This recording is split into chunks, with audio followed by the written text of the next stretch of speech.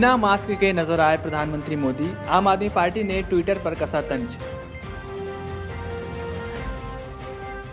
Supreme court ने कहा, आंदोलन किसानों का हक। सरकार से पूछा, क्या रोका जा सकता है कानूनों पर अमल।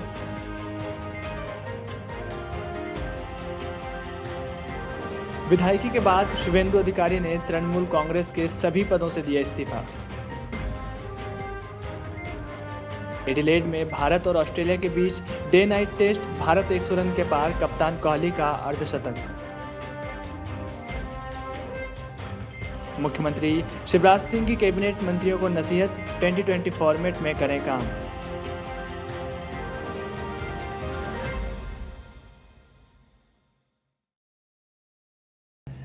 नमस्कार, गुड इवनिंग। मैं वहीम सागर राठौर और आप देख रहे हैं संवाद न्यूज। आइए बढ़ते हैं आज की बड़ी खबरों की ओर। राजधानी भोपाल में शिवराज सिंह चौहान मुख्यमंत्री ने अपना बयान देते हुए कहा कि आने वाले चुनाव के बारे में बताया कि चुनाव आयोग से अधिकृत रूप से कोई भी जानकारी, लिखित सूचना अभी तक नहीं आई है।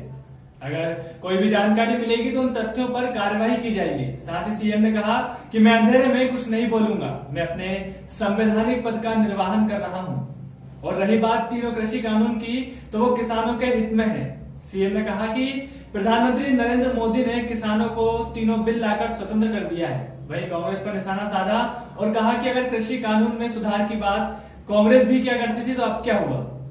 इसके साथ ही विरोधी दल बस किसानों के कंधों पर बंदूक रखकर चला रहे हैं। जहां किसानों को सही दाम मिलेगा, किसान वहीं अपनी फसल बेचेगा। इसके साथ ही उन्होंने आरोप लगाया कि कमलनाथ ने किसानों को राहत राशि नहीं दी है। अभी चुनाव आयोग से अधिकृत रूप से कोई भी डिटेल इंफॉर्मेशन, जानकारी पत्र मैंने अभी पता करवाया, अभी तक हमारे पास नहीं पहुंचा है। जैसे ही डिटेल जानकारी या पत्र या सूचना आती है, उसके और तथ्यों के आधार पर कड़ी कार्रवाई की जाएगी। इसमें जो दोषी हैं वो कोई भी हो, उनके खिलाफ वैधानिक कार्रवाई होगी। मैं तथ्यों का इंतजार कर रहा हूं। जैसे ही हमारे पास आते हैं,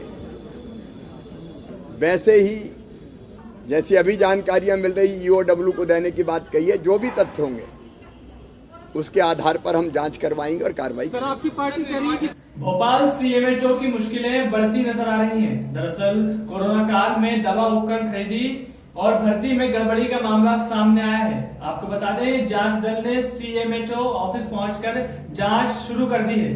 संभागीय स्वास्थ्य कार्यालय के क्षेत्रीय संयुक्त संचालक डॉक्टर सुधीर जैसानी के नेतृत्व में दल जांच कर रहा है। गौरतलब है कि सीएमएचओ सहित पूरा ऑफिस जांच के दायरे में है। गड़बड़ी के मामले में बड़ी कार्रवाई हो सकती है। वहीं खरीदी गड़बड़ी में जयदीप और अन्य फर्म का नाम भी सामने आया है। कोरोना काल के समय जिला कलेक्टर के निर्देश से फल सब्जी के थोक व्यापारियों की मंडी नानाखेड़ी में अस्थायी रूप से शिफ्ट कर दी गई थी। उसके बाद से वही चल रही है, लेकिन फल सब्जी के सभी थोक व्यापारी आज कई समस्याओं और मांगों को लेकर पंचायत एवं ग्रामीण विकास मंत्री महेंद्र सिंह सिसोदिया के पास पहुंचे और उनके सामने अपनी मांगे रखी।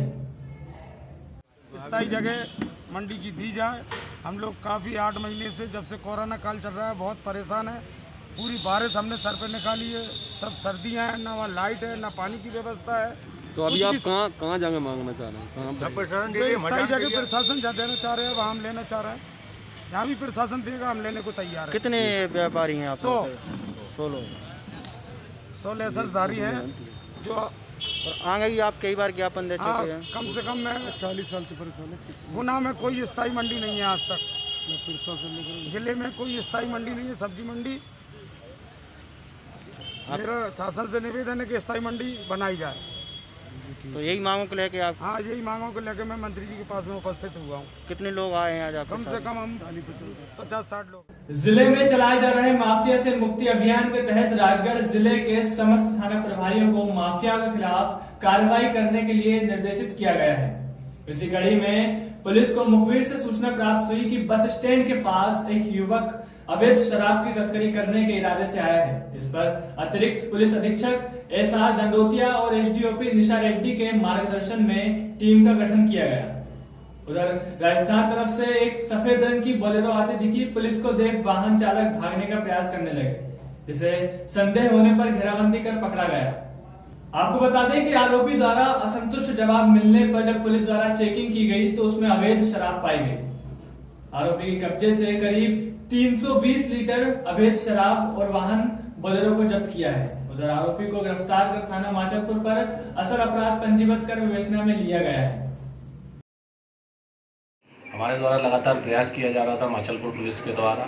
कल दिनांक को मुखबिर द्वारा सूचना प्राप्त हुई कि अंतर्राज्यीय अवैध शराब के कारोबार के कुछ लोग अपनी इस प्रकार की गतिविधियों को संचालित कर रहे हैं, जिसके ऊपर से कल वाहन चेकिंग लगाई गई थी और बस स्टैंड माचलपुर पर एक वाहन को जब्त किया गया है, जो सफेद रंग का बोलेरो है, राजस्थान पासिंग है, और उसमें अवैध शराब की 37 पेटियाँ जो कुल 319 लीटर अवैध शराब है, 4 ब्रांड की ये शराब है, और एक आरोपी को भी उसमें पकड़ा गया है और करीब 1.5-2 लाख रुपए की ये शराब है और 8 लाख का वाहन है। इस प्रकार से कुल 9,18,848 रुपये का मसरूका जब्त किया गया। सिंगरौली जिले के पेडरवा क्षेत्र में टीएचडीसी कंपनी कोल माइंस का काम किया जाना है, जिसे लेकर आज जन सुनवाई का आयोजन किया गया। आपको बता दें, नाराज विस्थापितों द्वारा इस जन सुनवाई का बहिष्कार और विरोध किया गया है। दरअसल विस्थापित नेताओं का कहना है कि जन सुनवाई नहीं, ताल सुनवाई है। विस्थापितों की परिसंपत्तियों को छोड़ दिया गया है और 2009 का अवार्ड पास किया जा रहा है, जो त्रुटिपूर्ण है। साथ ही कहा कि विस्थापितों की जो सिंचित जमीनें थी उन्हें असिंचित किया जा रहा है। कंपनी द्वारा मनमानी तरीके से काम किया जा रहा है और कंपनी की मनमानी में प्रशासन भी साथ दे रहा है।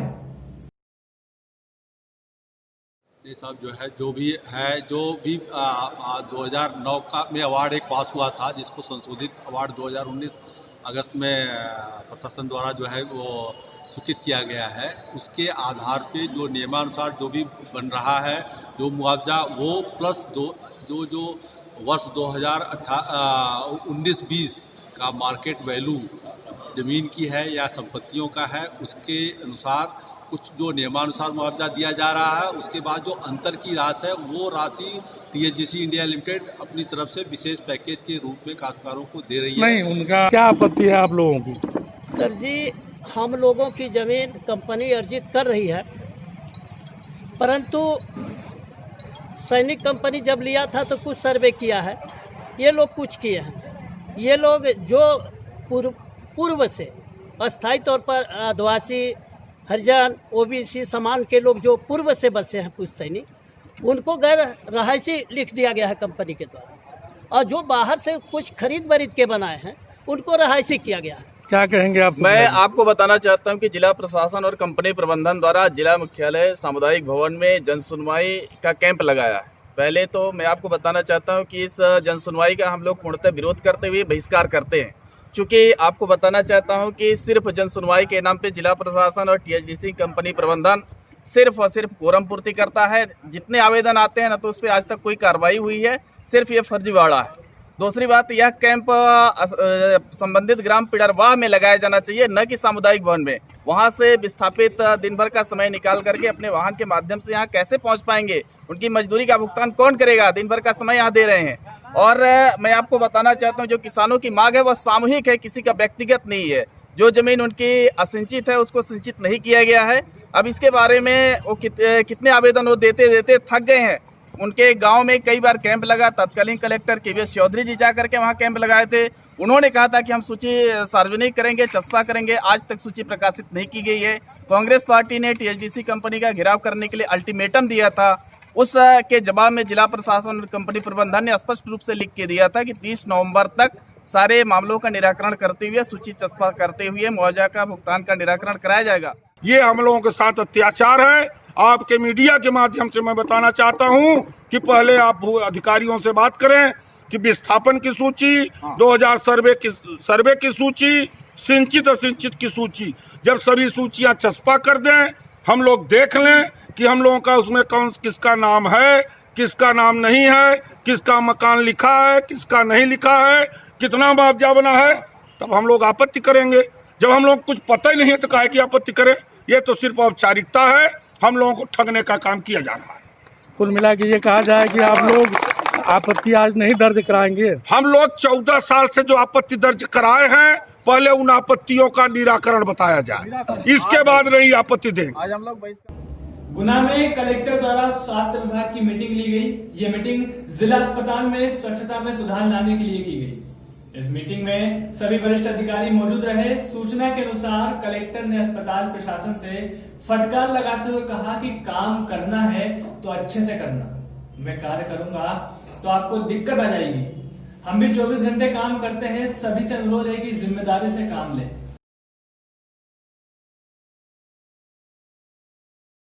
झालावाड़ जिले सभी ब्लॉकों पर 10 दिवसीय आत्मरक्षा शिविर का आयोजन किया गया। ये शिविर 15 दिसंबर से 23 दिसंबर तक जारी रहेगा।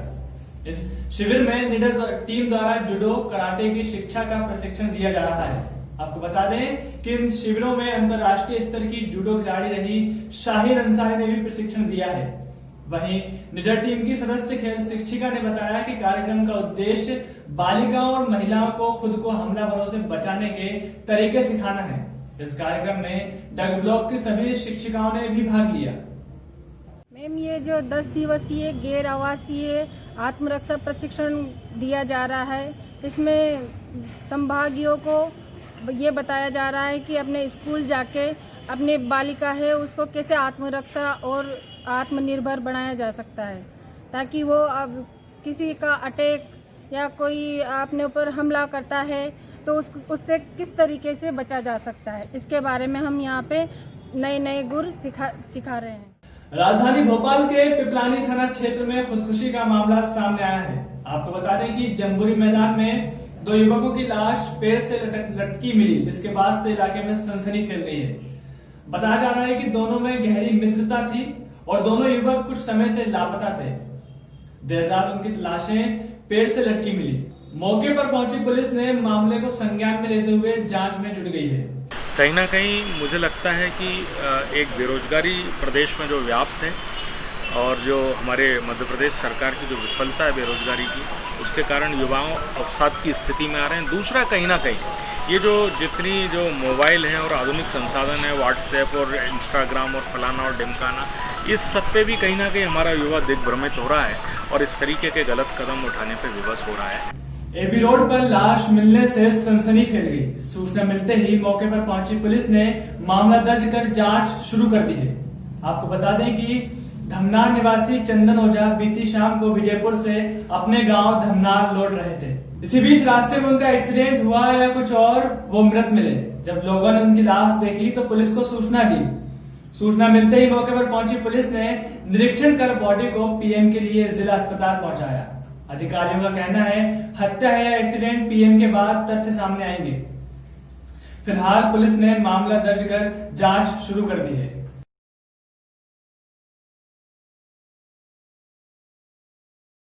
ये नहीं लग रहा है कि वो प्रॉपर तरीके से उसका मोबाइल वहाँ टूटा हुआ पड़ा था, बैटरी निकली हुई थी और उसका प्रॉपर जेबों में जो भी था सब मिला हुआ है।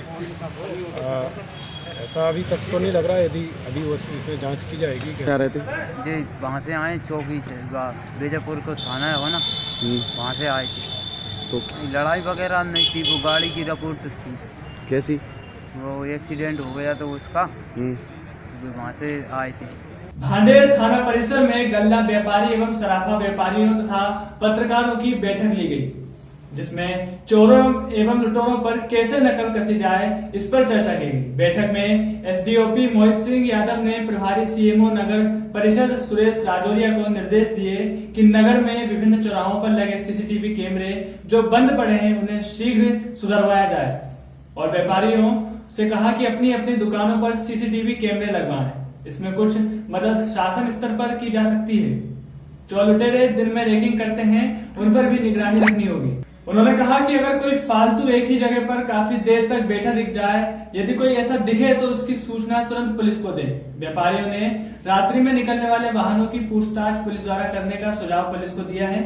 बैठक में एसडीएम माहौर ने भी व्यापारियों को कुछ सुझाव दिए। मध्य प्रदेश और छत्तीसगढ़ की ताजा खबरों के लिए बने रहिए हमारे साथ और देखते रहिए संवाद न्यूज।